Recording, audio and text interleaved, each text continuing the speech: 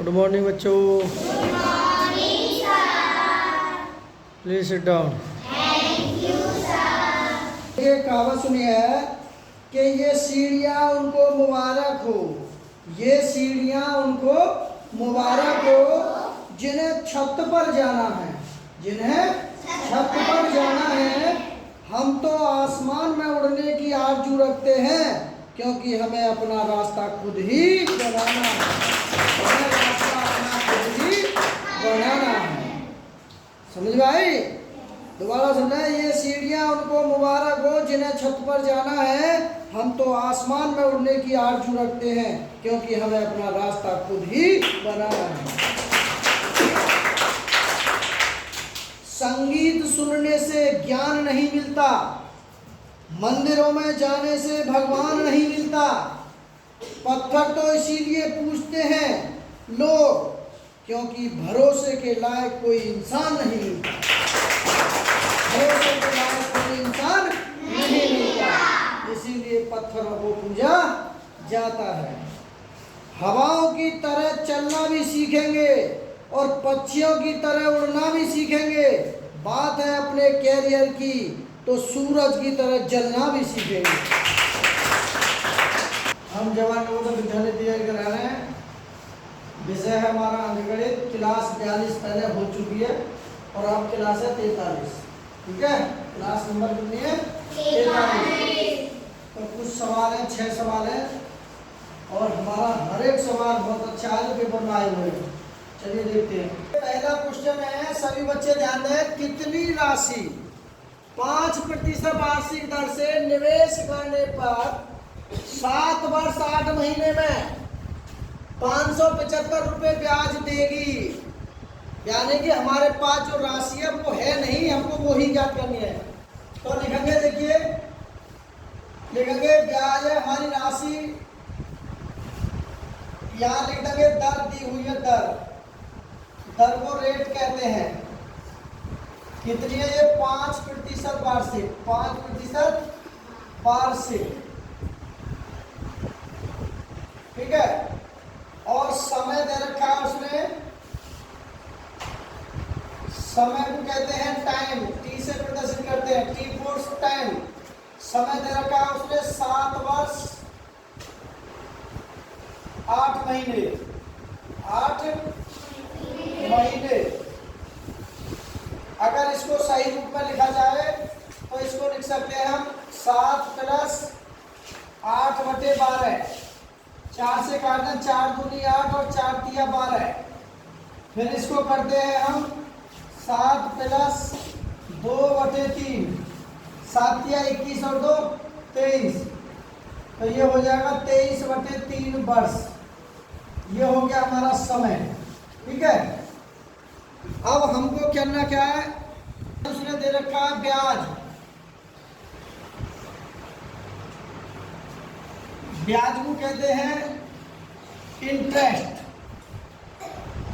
तो ब्याज दे रखा है 575 रुपये, 575 रुपये। ठीक है, तो हमको कितनी राशि निकालनी है? हमको साधारण ब्याज निकालना है। तो लिखेंगे साधारण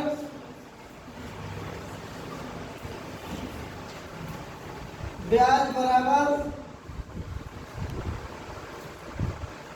राशि गुणा दर गुणा समय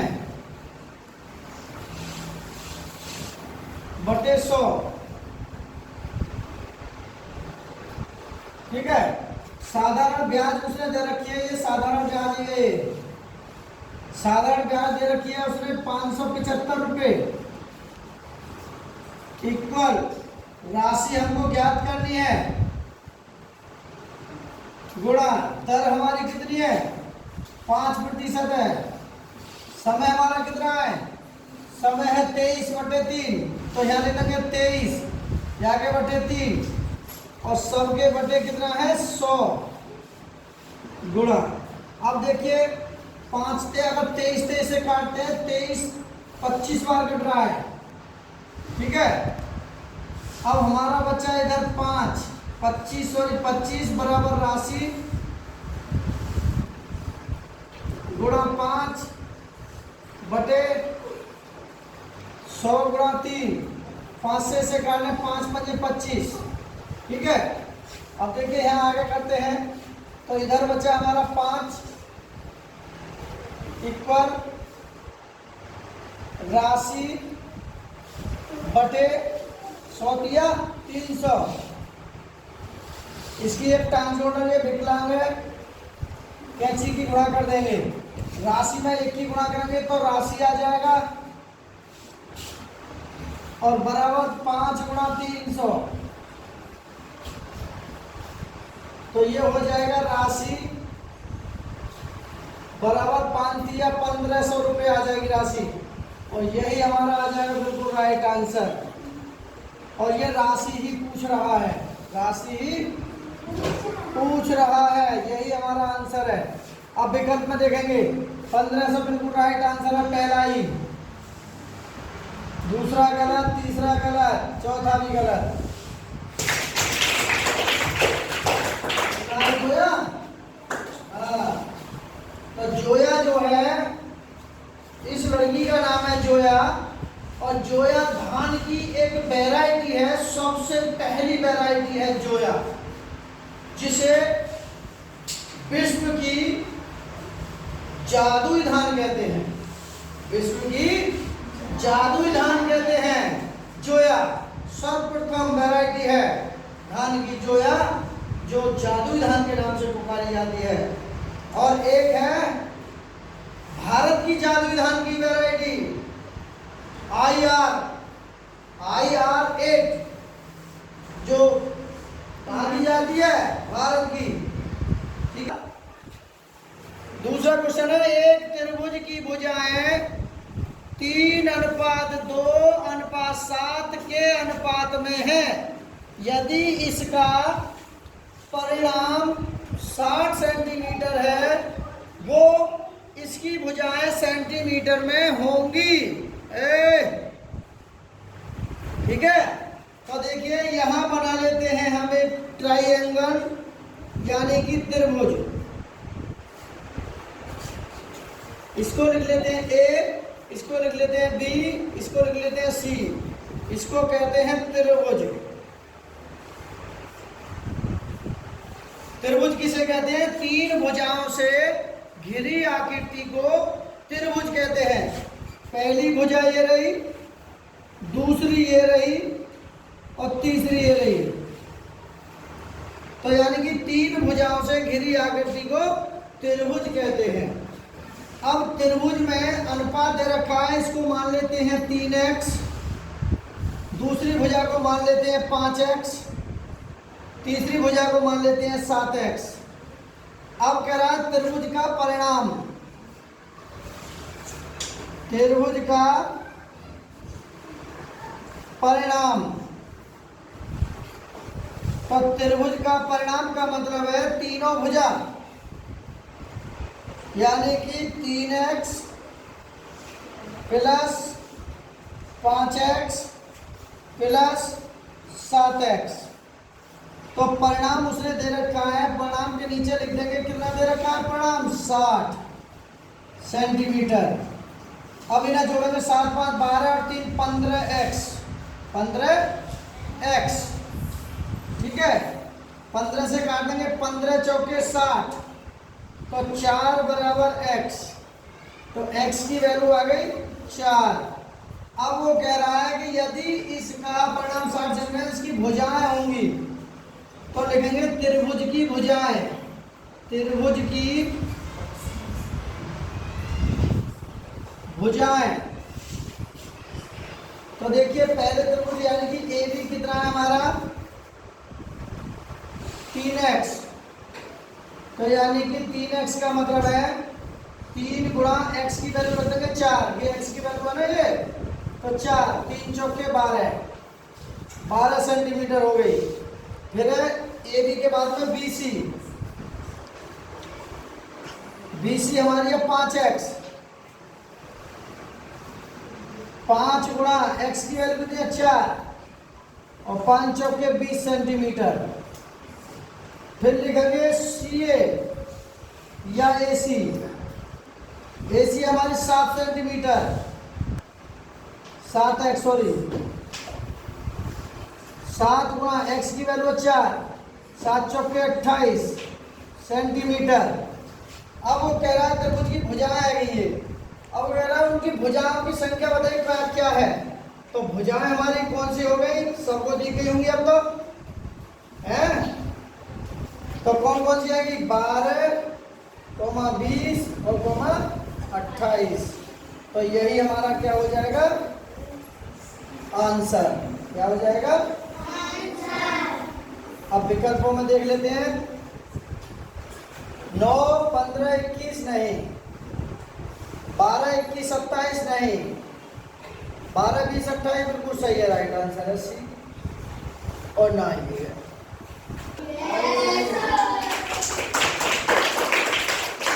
तो देखिए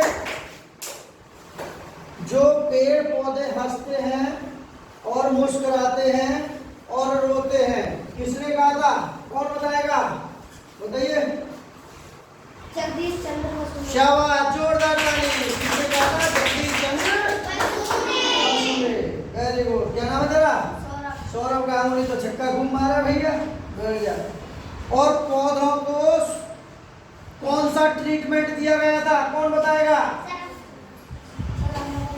हाँ बता तू, कौन सा ट्रीटमेंट था, शाबाश, जोरदार ताली। सोनिक ट्रीटमेंट दिया जाता है, पौधों को कौन सा ट्रीटमेंट दिया जाता है, सोनिक ट्रीटमेंट। हाँ एक कहावत है कि सोना कितना सोना है, सोने जैसा तेरा रंग, तू मेरा हीरो नंबर 1, गन्ना मेरा हीरो नंबर 1। तो गन्ने की फसल में तमिलनाडु और पश्चिमी बंगाल में जगदीश चंद्र बसु ने सोनिक ट्रीटमेंट दे करके गन्ने की फसल में उत्पादन बढ़ाया था, अधिक पैदावार हुई थी और उनकी इकोनॉमी को भी ऊपर उठाया था और पैसे की अच्छी कमाई हो गई थी। बोलो भारत माता की जय। देखिए तीसरा क्वेश्चन है, रात को 10:30 पर बजे सो जाता है, 10:30 पर सो जाता है कौन, कोई भी, तथा प्रातः यानी सुबह 5:50 बजे 5:50 पर उठता है, यह कितने समय सोता है। तो देखिए लिखेंगे सोने का समय, यहां लिख देंगे सोने का समय। सोने का समय है 10:30, ठीक है। और उठने का जगने का समय, जगने का समय 5:50, ठीक है। अब क्या करो, उठने का जगह मतलब या कितने समय सोता है, फिर लिख देंगे सोने का समय लिखेंगे घंटे में। तो देखिए हमारा ये है, हम लिखते हैं यहाँ 10:30, 11:30, 12:30, 1:30, 2:30, 3:30, 4:30 और 5:30। तो देखिए जहां से शुरू करते हैं ना उसको नहीं लगाते, हम स्टार्टिंग वाले को नहीं लगाते, लास्ट वाले को लगाते हैं, या स्टार्टिंग वाले को लगाएंगे तो लास्ट वाले को नहीं लगाएंगे। तो हमारे ये घंटे कितने बैठ जाएंगे, देखिए इसको नहीं लगाएंगे, इसको नहीं लगाएंगे, यहाँ से लगाएंगे। तो देखिए 1 2 3 4 5 6 7, कितने घंटे हो गए, 7 घंटे हो गए, ठीक है। अब गया है हमारा 30 और 50, तो यानी कि 50 मिनट में से 50 मिनट में से 30 मिनट घटा दो, कितने बचेंगे? 20 मिनट। तो इसका मतलब है 7 घंटे 20 मिनट इसका राइट आंसर है। इतना घंटे सो जाता है वो, 7 घंटे 20 मिनट। यही हमारा क्या है राइट आंसर। तो देखिए पहले 7 घंटे नहीं, 7 घंटे 10 मिनट नहीं, 7 घंटे 20 मिनट, सी इसका राइट आंसर है और ना डी। कहावत सुनी है तुमने? कौन सी? जो बाज होता है, बाज क्या होता है? आकाश में उड़ता है बहुत ऊंचाइयों पर, और पक्षियों में इकलौता बाज एक ऐसा पक्षी है कि जिसकी पीठ पर कौवा यानी कि कौवा बैठकर, बाज की पीठ पर कौवा बैठकर उसकी गर्दन को काटता है, काटने की गुम्मत और हिम्मत रखता है। लेकिन बाज उस बात को परवाह ना करते हुए आगे अपने काम में जारी रखता है, अपने कार्य को जारी रखता है, अपनी उड़ान को जारी रखता है। उसे पता है बाज को कि मैं और ऊंचाइयों पर उड़ूंगा तो इस कौवा को जो मेरी पीठ पर बैठा है उसको सांस लेने में दिक्कत होगी। तो बाज ने और ऊंचाइयों को उठना शुरू कर दिया, और ऊंचा उठना शुरू कर दिया। तो अधिक ऊंचाई को उड़ने के बाद जो उसकी पीठ पर बैठा हुआ कौवा सांस लेने में दिक्कत आने लगी और धराशायी होकर के नीचे गिरकर मर गया। इसीलिए कहते हैं कि अपने काम में लगे रहो, मन लगाकर पढ़ाई करो, लेकिन किसी की परवाह नहीं करो, अपने लक्ष्य पर, अपने मतलब गोल पर निशाना बनाए रखो। ठीक है, चलिए देखते हैं। अब करते हैं चौथा क्वेश्चन। x प्लस 2 गुणा x गुणा 3 बटे 2 बराबर 400 को हल कीजिए। तो देखिए कि x है हमारा प्लस 3 दूनी 6 और x है तो 6x बटे 2 बराबर के 400। फिर देखिए इसकी टांग जोड़ लें, एलसीएम ले लेंगे। 1 गुणा 2, 1 से 1 कैंसिल, कितना बचा? 2 गुणा ऊपर कितना है x प्लस 2 से 2 कैंसिल, कितना बचा? 1 ऊपर कितना है 6x बराबर 400। तो ये हो जाएगा 2 में x ही करेंगे तो 2x प्लस 6 एकन 6x बटे 2, 2 एकन 2 बराबर के 400। 6 और 2 8x बटे 2 बराबर के 400। ठीक है, 8 पंजे 40 50। तो ये हो जाएगा x बटे 2 बराबर के 50। इसकी एक टांग जोड़ लो और कैंची की गुणा कर दो। तो x में 1 की गुणा करेंगे तो x आ जाएगा, 2 में 50 की गुणा करेंगे तो 100 आ जाएगा। तो यही हमारा आंसर हो जाएगा, यानी कि x इक्वल 100। ठीक है। अब देखिए जैसे मान के चलिए ये हमारा 2, ये हमारा 3, ये है 2 और ये है 2। इसकी अगर हम गुणा करते हैं तो 2 तिया 6, 2 दूनी 4 गुणा 2 तिया 6, 2 दूनी 4। तो ये 6 6 4 10 की 0 हासिल 1, 4 और 1 हासिल का 5। ठीक है, इसको क्या कहते हैं? इसको कहते हैं गुण्य। इसको क्या कहते हैं? गुणक।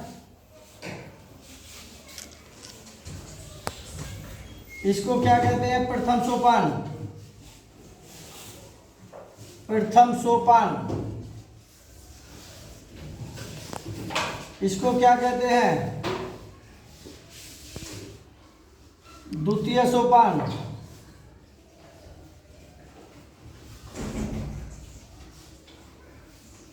द्वितीय सोपान कहते हैं गुणनफल। गुणनफल इनके सबके नाम है। गुण्य ने कहा गुणक से तू भागा में आया तो कुल गुणनफल आया है। गुण्य ने गुणक से कहा तू भागा में आया तो कुल गुणनफल आया। ठीक है, अब देखिए अगला सवाल देखते हैं। पांचवा, 2 सही 1/2 यानी कि 2 दूनी 4 और 1 5, 5/2 सबके बटे 2 चौक 8 3 11, 11/2 प्लस 2 छिक्के 12 और 1 13/2। अब हमने बताया था बटे के बटे हो तो बाहर के पदों की गुणा करेंगे और अंदर के पदों की गुणा करेंगे। तो बाहर का पद है हमारा 5 × 2, ये बाहर का पद है और ये भी बाहर का पद है। अंदर का पद है 2 × 11 प्लस 13/2। इस 2 से 2 कैंसिल, तो ये बचा यहाँ 5/11 प्लस 13/2। अब इसको हम यहाँ करते हैं। ठीक है, ये है हमारा 5/11 प्लस 13/2, एलसीएम ले लेंगे 11 × 2, तो 11 से 11 कैंसिल, कितना बचा 2, ऊपर कितना है 5 प्लस 2 से 2 कैंसिल, कितना बचा 11 गुणा ऊपर कितना 13, तो 5 दूनी 10 हो गया प्लस 11 3 33 का 3 हासिल 3 11 3 15, 153/11 दूनी 22। तो देखिए 153 में 10 163/22। ठीक है, अब एक बार गुणा करके देख लेते हैं। 13 में 11 की कितनी सही आ रही है गलत, 1 3 3 1 1 1 1 3 3 1 1 1 3 3 और 1 4 और 1 भाई 1 3 3 1 1 1 1 3 ताली बजाइए। समझ में आया? अगर मैं पूछूं 7 के गुणज बताइए 2 तो कैसे बताएंगे, 7 एकम 7 और 7 दूनी 14। अगर पूछे 10 के गुणज बताइए 5 तो 10 एकम 10, 10 दूनी 20, 10 तिया 30, 10 चौक 40, 10 पंजे 50। यानी कि जितने के पूछे गुणज उतनी बारी उसके क्या कर देने, पहाड़े कर देने। ठीक है, जैसे 8 के 5 गुणज पूछे तो 8 × 1, हमने ये बहुत अच्छी चीजें बताई हैं। ठीक है, आपके लाइक करने या ना करने से कुछ नहीं होता, लेकिन हमारा मनोबल बढ़ता है, हमें काम करने में मन लगता है। हमारा छोटा सा प्रयास है।